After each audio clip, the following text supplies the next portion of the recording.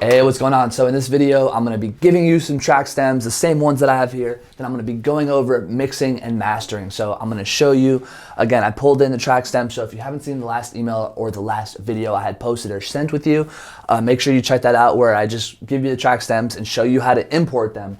Unless you already know how to import them, then that's fine. We can continue to take off here. So again, this is the beat that we're working with. It's kind of like a, in some sense, like a dark little peep type beat, inspired by Last Breath. Again, I just made this one recently. It's actually still not out yet. So yeah, so this is the beat that we're gonna be using. So what I'm about to do is I'm gonna record some vocals onto this, and then we're gonna break it down. I'm gonna share with you the tools that I'm gonna use to make the vocals sound a little bit better. Again, I'm not an expert at vocals, but I'm really, really good with the guitar. It's the same type of thing. You wanna use compression to make sure that the volume is coming through in all the areas. We don't want some words or some guitar sounds louder than the others. We want to be able to hear everything. We want to use a little bit of EQ to make sure we're pulling out the right areas of the voice. And again, this is by style, this is by sound. You could use a little bit of reverb, but reverb puts you further away. So sometimes, especially nowadays, modern recordings have a lot less reverb than they used to. And instead, they're a little bit more creative with the delays that they use. So we'll use a little bit of delays, combine that with compression, EQ, maybe a little bit of reverb, and then whatever else, that's on you. Again, I recommend you research into this. And again, I would find some of the best sounding vocals and find how they make it sound that way. Maybe look up, how to get vocals that sound like insert your favorite artist. And I'm pretty sure they'll have some tutorials on how to get that sound right. There's auto-tune, there's a lot of other stuff. But again, this is a basic video. I'm not trying to do anything crazy. I literally just put together these lyrics in less than a minute. I swear, put on everything. I just put together simple lyrics, kind of in a Lil Peep type style. So I haven't even remembered them yet. So I'm gonna have them open right here as I float into this. And yeah, we're about to do the first take. So whenever you record, you wanna turn the monitor down. So you're probably just gonna hear me over here saying some funny stuff, but yeah, another thing is you wanna make sure that the levels are not too high. We want them to still kind of be in the green, maybe go up to the red, but again, I'm still pretty close. And yeah, with the condenser mic, you can be pretty close. And the purpose of this is not to get like the highest perfect quality, or else I would use a pop filter and I'd really like focus on this. But again, it's really to show you how to mix, get some good sounding vocals, use the track stems if you don't know how to use them. This is track stems, all these stems right here. And then how to export it and to see how your wave is looking, to see if you want to make it bigger or, for the mastering process, how much bigger you can make it without causing any issues with disturbances, distortion, etc. So yeah, let's get into this. So we got the sound. Yeah, so this is kind of the chorus. Yeah, let's do it. So the hardest thing is just to press record. So I'm gonna turn down the monitor and make sure that the headphones are good. Can I even hear myself? I can't even really hear myself. I didn't do a good mic check, but it's all good. You can just pop your ear out a little bit. That's fine. Monitors down, and then boom. So we got the recording track. We're gonna hit it. I'm gonna go through this thing twice, and then we're gonna double it just to kind of get a little bit of a layer. I recommend you do multiple takes and kind of layer it, and put some of the backup takes a little bit lower in the volume, and you could spread them out width-wise, right? Because think of your song has different volumes, but they also have width. There's stereo effects, so we want to bring some vocals out. So let's check this out. And yeah, first take. All right, yo. It feels like, feels like tonight I'll walk away from life. I've had enough this way. It's so hard to live here all alone. Yeah, all alone. It feels like tonight I'll walk away from life. I've had enough this way. It's so hard to live here all alone. All alone. All right, so that's what we got so far. So basically just stop the record. Now we could actually hear it back. Cool thing is the track stems pretty much should be on beat for the most part. They will be on beat, so we just gotta figure out where this is so we can adjust this just a little bit. There we go. So now it's pretty good. So now I can crop it right there. So I'm using Command T, or you can just edit and split the thing. And then I'm gonna crop it in the middle where the vocals start over. So that's where it repeats, so then I can put it on top of each other. Now look at what we're gonna do. So now we got the vocal tracks. As you see, they're kind of weak.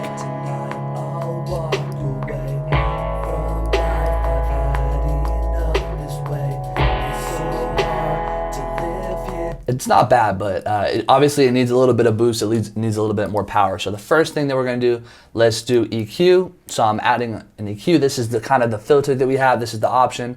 So again, generally you wanna cut a little bit of the lows because there's gonna be some unnecessary sound down here that's just gonna really cause it to sound horrible. You can kind of hear that it sounds horrible, right? So we can cut some of this. You could even clip some of this. Sometimes it's good to lift a little bit of the highs. Again, you could experiment with this. We don't want to make any huge changes, but again, you can just experiment with the EQ to find out what you want and what you think sounds best. Then a big one is compression. So this one is really important. So if we go to compressor, I'm actually just going to turn off the second vocals. So right now we just have this one. So you see, the more you drag it to the left, now it's compressing it. Now, interesting thing, the attack. If you leave the attack really low, it's just going to completely flatten your vocals. So if there are parts that are a little bit louder that are cutting through, they're really just not going to get through. So sometimes it's good to cut this down. The benefit of keeping this high is you'll get the intensity, but then you'll still get some compression in it. So yeah, we're going to flatten these vocals out a little bit. I'll walk away from life. I've had enough this way. It's so hard to live here all So you see it's compressing it. Now without this, you can hear the difference. Feels like tonight. Right, this is really boosting it, but it's also lowering the volume of the higher pitches. So you see, the louder I am, the more this is going up, and it's compressing it. So if I wanted to make this really intense so you could hear it more, Feels like tonight I'll walk away. now every vocal is pretty much at the same volume. Enough this way. It's so hard to live here all alone. So you see, as I went to live, like before it was louder, there was more intensity, but now it's just flat. Like, and that's kind of actually what a lot of people like nowadays. Oh, you can hear me through here. It gives you better ability to hear and to sound like your volume is consistent. A lot of people like that kind of tone. And then we could even throw on some delays. So let's go to echo. Or delays, yeah, we can do a little bit of an echo. There's a bunch of different delays. Again, I'm not an expert at this, but maybe we could turn it down a little bit, or we can turn the wet volume down, right? There's a little bit coming in. You can kind of hear a little bit of coming at the end, right? So just giving a little bit. Feedback is basically just how long does it last, right? If the feedback's all the way up, if it's down, then it's just gonna do a quick echo, done. The color is how bright is it. If you turn it to the right, if you turn it down, it kind of goes dark, right? So the echoes are kind of dark, and just do. Whereas over here, it kind of brightens up a little bit. So I generally prefer a little bit brightness coming off of the delay, but again, it's just kind of preference. So let's hear what we got so far. Feels like tonight I'll walk away from life. I've had enough this way. It's so hard to live here all alone. And like, say you could edit have this down.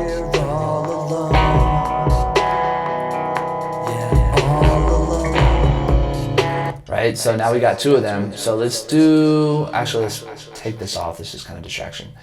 So we'll get back to that. Now, another cool thing that I like to do is let's actually go to the mix, and we can literally just hold the option button and pull these over. So now we'll have the EQ, compression, and I didn't really do much with the EQ. Let me turn this off. Yeah, I didn't do much with the EQ just because honestly, like it's a very individual thing.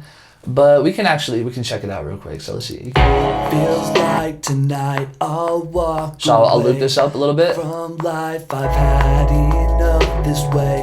So let's hear the EQ there. So we got the EQ. Right, so this part doesn't sound like it, but if you turn this part up over here. Feels like tonight I'll walk away from life.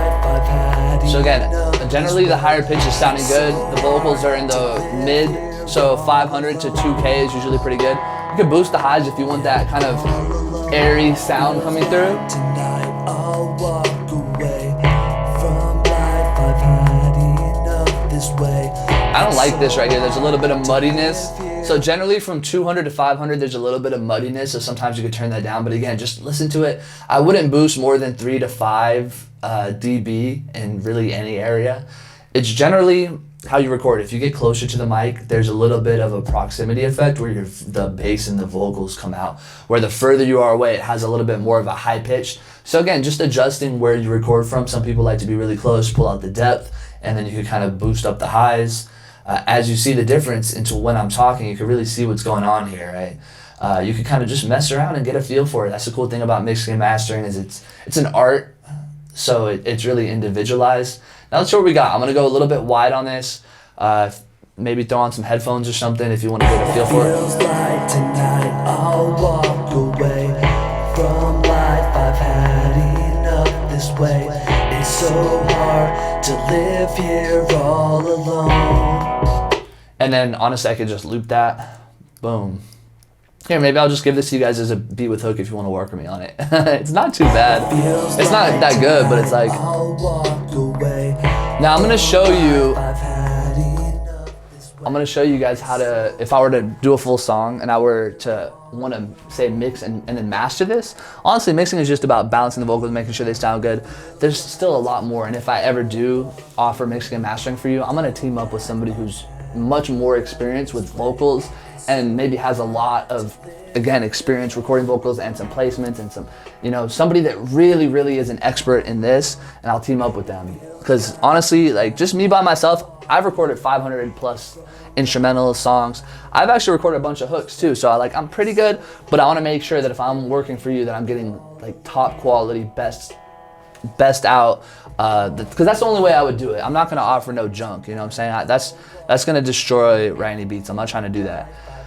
So say this is the song. Now I want to mix and master this. So I'm just going to do this real quick. So generally, we'll just say that this little section is the whole song, just for example. So again, I'm going to cut this out, and then ultimately, after I'm going to export this, and then we're going to look at the wave, and we're going to see what's going on with it, and we're going to see how much we can boost it up.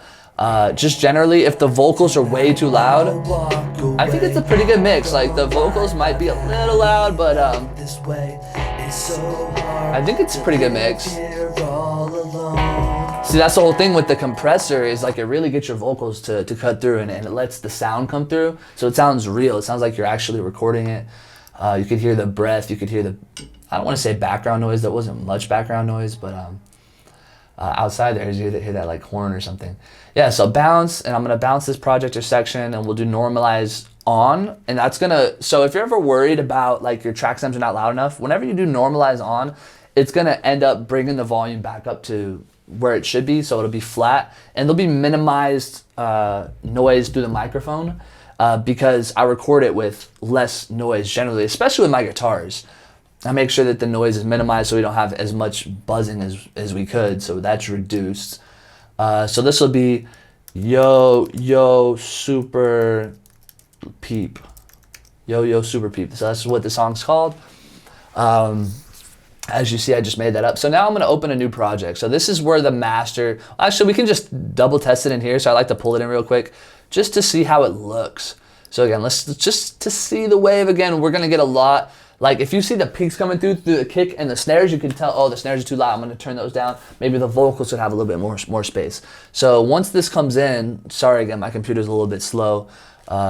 It's looking pretty good, right? So we're seeing some peaks, but it's not like the kicks and the drums. I mean, a little bit, the kicks are still pretty loud. We're seeing some peaks right here. I'm assuming that, well, we don't even know. Let's listen to it. So this peak right here, let's see what's going on. Yeah, so that's the kick. So again, the vocals are not too loud. It's good. So now if I wanted to make that even louder, again, new project, close, actually, should I save this? We won't even close it because I don't even know what I want to do with this. Don't close. I'll probably just send this over to you guys just so you can have access to it. Say if you want to do a song with me or whatever, you want to have a little part for me. I don't know, maybe you want to mix it or just, I don't know. But yeah, I feel like I would just give that to you guys just so you could hear my sound and maybe you could just help make your sound even that much better. So yeah, well, I don't even know. Sorry. Whoa. Yeah, so that's why I have a bad habit of pulling in so many tracks, and I shouldn't do that when there's a microphone in front of me turned up like this. Luckily you're not here, your ears aren't getting blown away. So yeah, let's pull this in. Yo Yo Super Pete, this is the new song.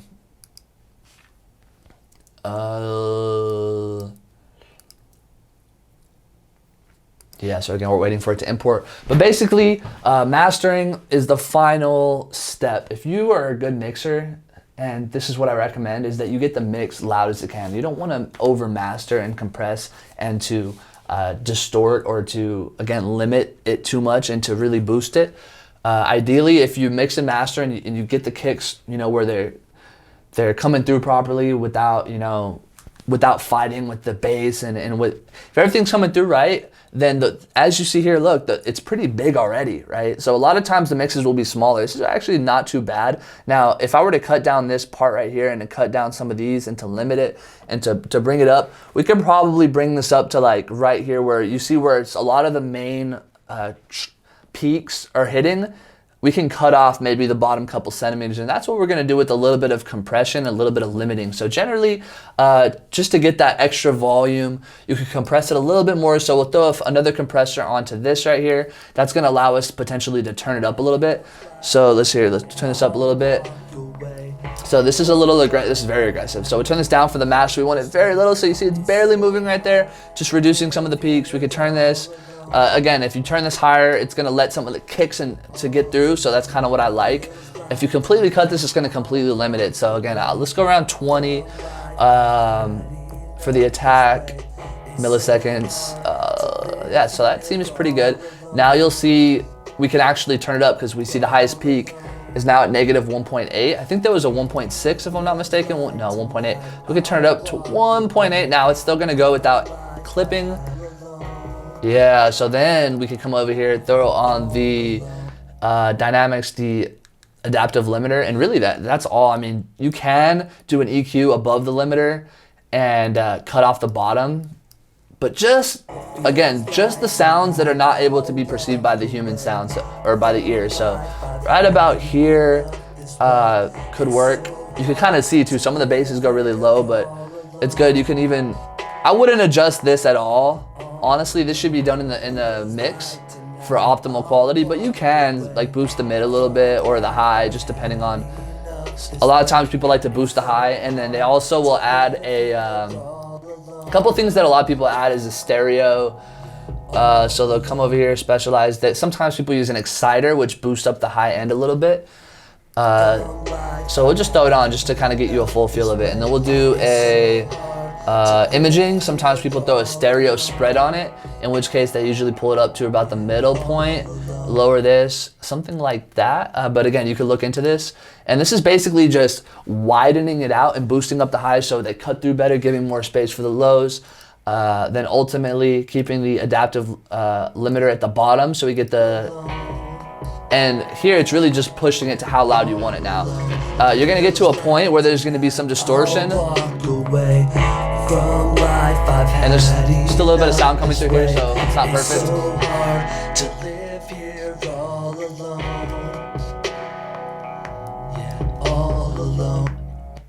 Yeah, so that's our mix. Now we'll bounce this. So let's bounce this, and we're gonna compare it to the original just so you can hear the difference between mastering and not mastering. So this is Yo SP Super Pete Mast, boom, desktop. So check this out. Now, this is the original mix. That's how it looks. Now let's pull in how the master looks. You're just gonna see the size of it. It's just gonna be massive in comparison. And then we'll hear it, and then we'll pretty much conclude the video. So again, that's a little bit about mixing and mastering. Again, I just made this vocals up on the fly. I'm just kind of giving you an example. I'm not an expert, but I have recorded it with guitar and I would like to consider myself an expert in recording guitar, and it's the same type of thing. You want to make sure that your notes are heard. You want to make sure that it's coming through, that it's balanced, that it sounds good. And that's the same thing that I do recording in front of this microphone every single day. Now you can see the difference in the massiveness of this. Like, this thing is huge. Now again, we'll hear it from the computer, and this is the full mix. Feels like tonight I'll walk away. Oh, I had the effing click in there.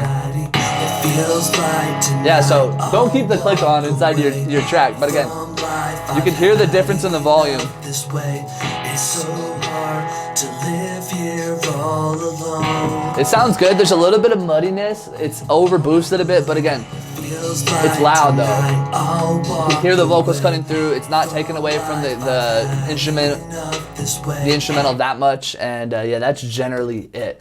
Now again, you can compare it. I like to listen to it on different speakers, and if I go to my car speakers are horrible, and if it's distorting, I know it's like, oh, these are horrible speakers, but it's distorting, so maybe it's a little too loud, so you could turn it down just a little bit. But again, I hope this has helped. I'll make sure to leave you the track stems. I'll maybe even hook you up with the vocals if you want, and then you can just, again, play with the track stems. If you don't have a free DAW, get a free DAW if you have a computer. Pull them in. And so you could start to learn this stuff, because when you go in the studio and you're like, oh, like, I don't know if they're mixing it right, or maybe you just want to start to learn more and to eventually do it yourself, and then use the studio for like special occasions. But to have a domain, a place for you to actually do this on your own, I mean, like, I can come here every single day, anytime I want, and record, and I wish that for you. Like, I would love for you to have that ability to get in the studio and record and mess with the stuff and to learn all about it.